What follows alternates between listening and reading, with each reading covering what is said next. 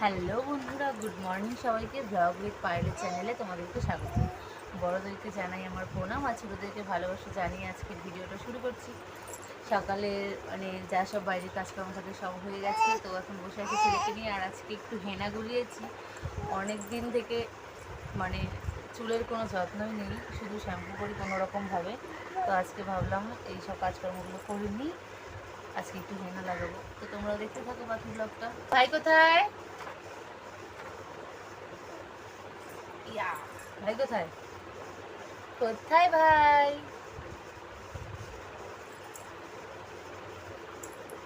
ভাইকে একটু ধরো তো, ভাইকে ভাইকে একটু ধরো ধরো ধরো, ভাইকে একটু ধরো ধরো, ভাইকে এম করে ভাইকে ধরো তো। এই শুভ শুভ শুভ।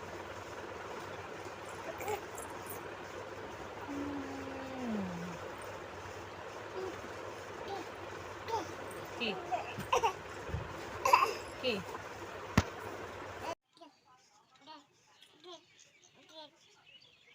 গুড মর্নিং, তাকাও দিকে।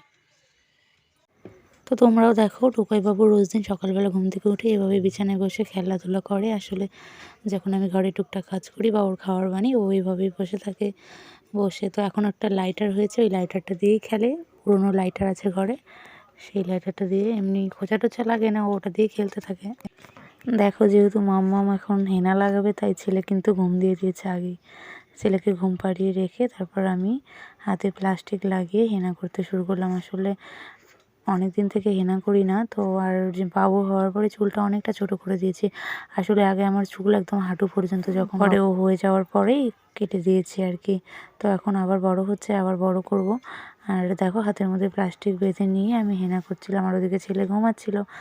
আর যেহেতু হেনা লাগলে জামাটা নষ্ট হয়ে যাবে, তাই কুর্তিটা খুলে রেখে আমি দেখো বরের গেঞ্জি পরে নিয়েছি, বরের টি শার্ট পরে নিয়ে তারপর যেহেতু এটা ঘরেই পরে আর দূরে উঠে যাবে, তাই ভাবলাম ওটাই পরে নিয়ে আমি হেনা লাগিয়ে নিলাম। দেখো, হেনা লাগানোর পরে প্লাস্টিকটা খুলে নিলাম, তাহলে আর হাতে লাগবে না। দেখো, মাথায় হেনা লাগিয়ে নিয়েছি, পুরো চাপচাপা করে হেনা লাগিয়ে নিলাম, যাতে চুলটা আর কি ভালো হয়। অনেক দিন তো যত্ন কিছুই করা হয় না।